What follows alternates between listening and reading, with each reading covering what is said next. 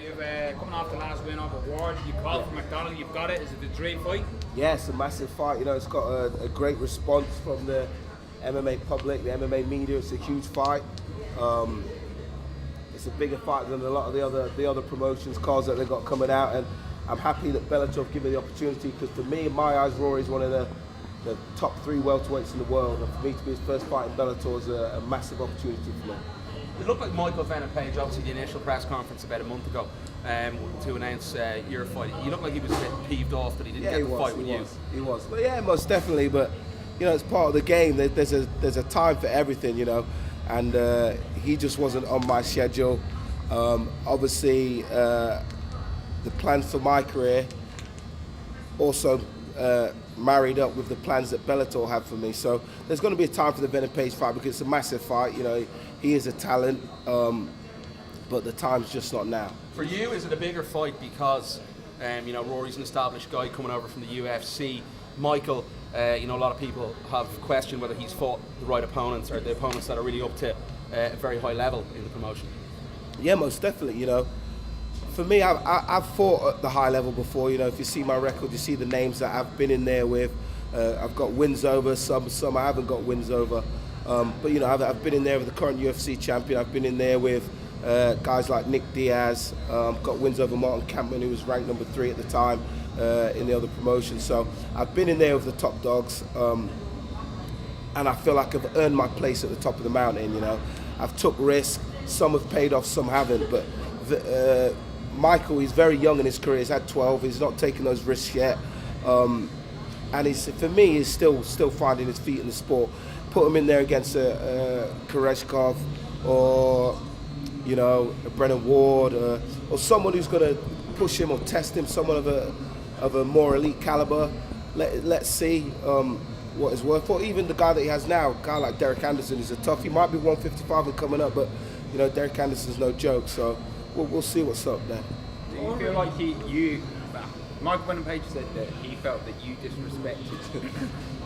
Why do you think he said that? I have no idea, you know, because for me, I was cool with the guy, and then we come to the press conference and it's like, you disrespected me, you called me Adrian Broner, which, I know some people, you may take it as a disrespect, you may not, but Adrian Broner is a very talented boxer. I just said that Adrian Broner sort of was like chasing Floyd Mayweather when Floyd Mayweather was so already established in the sport. And that, for me, that's what it felt like Venom Page was doing. You know, I've been 13, 14 years in this game. I feel like I've got an established name. There's only one Semtex in this sport. If you go anywhere in the world, any MMA fan, you say Semtex, I know it's Paul Daley. So I've established myself in the sport. I've got a strong fan base, and I feel like he was chasing the fight because he knows that I have that established, strong fan base. And that's why I compared him to Adrian Broner, because you know, Adrian Broner was after Mayweather for a little bit. Obviously, the fight didn't pay off for him, and since then, it's sort of styled himself on Floyd Mayweather. So that's where I got that comparison from. Were you ever friends with him? Yeah, we had a great time out in San Diego. You know, we went out to promote the British Invasion card, and they made the mistake of putting the British guys on the front row and then giving us a free bar.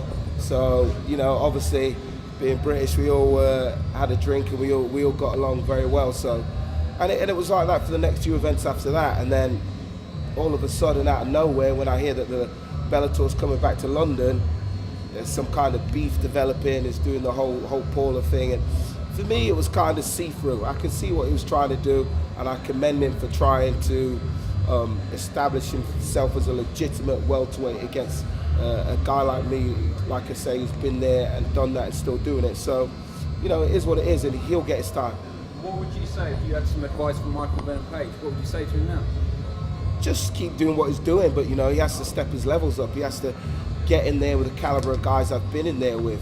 Your Kazuo Masaki's, your Nick Diaz's, your Josh Koscheck's, your Tyron Woodley's, your Scott Smith, your Dwayne Ludwig's. You know, my career, I've been in there with tough guys early on. If you look back to when I fought for Cage Rage, my 11th fight was against Dave Strasser, whose last fight before that was against George St. Pierre. That was my 11th fight at Cage Rage. So, you know, I've been an established fighter against top names for a long time, and I don't feel Venom Page fighting a 40-year-old, 50-year-old cyborg who can barely make it into the cage without someone, you know, propping him up. Propping him up is a legitimate win. So, Rory's an incredibly versatile fighter. Wherever the fight goes, he's always comfortable. Where do you see the big advantage being when fighting in London? for me, I feel like obviously I have the knockout power. You know, Rory's hit guys with clean shots, kicked guys in the head. He kicked BJ Penn a few times, kicked Tyron Woodley a few times, clean in the head, hitting him with clean shots, and he doesn't have that knockout power. You know, I can hit you with anything, and if it lands, you're going to go to sleep. So I think that is one of the main advantages I have. But the thing that I take most confidence from is the fact that I've had over 50 MMA fights and over 25 kickboxing matches. I fought everybody.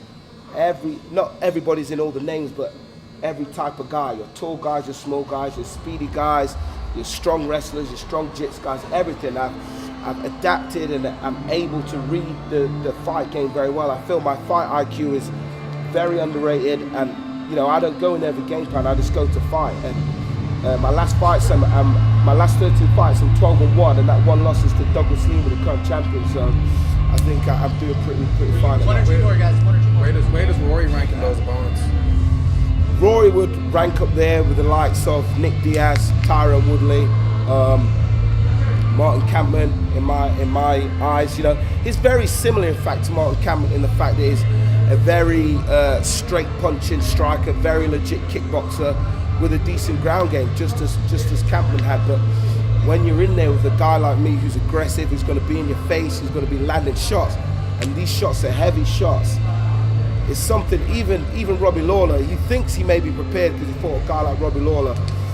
I'm telling you, not out of cockiness, but if I hit a guy, it's completely different. And I have 39 wins. Sherdog or these other MMA website has it as 32 knockouts. I have it as 34 because 2 of those come by submissions by strikes. So that's 39 wins, 34 knockouts. So Rory said his last performance against Wonderboy was one of the worst of his career. most definitely. Do you feel that fight against Robbie Lawler has something to do with that? That he's maybe Personally, I not think, at his best? yeah, I think his heart wasn't in the fight. I think maybe the fight was too soon after Robbie Lawler, and he wasn't happy with the UFC. He already started complaining a little bit about his pay structure and stuff like that. So I really think his mind was wandering. And I seen at the press conference that we just had in London, I said the exact same thing. And then Rory, as much as he maybe didn't want to, sort of had a little nod confirming what I seen as a fan, because I'm a fan of Rory. And I got that impression from watching the fight that his mind really wasn't in that fight, like his mind was elsewhere. I'll just add it for me. An old foe of yours, Josh Koscheck. Yes, got knocked the fuck out. That's what happened to Josh Koscheck.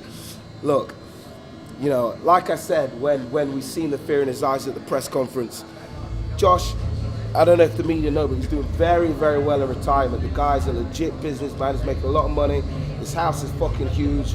You know, sleeping in silk pajamas on fucking, I don't know, the finest silk sheets from wherever they fucking come from.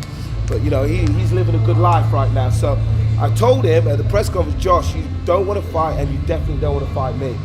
He fought a guy of a lesser caliber and got knocked out. So he made a good and a bad choice. At least it wasn't me knocking him out, because he could still be asleep now. Thank you, guys. Thanks, Paul.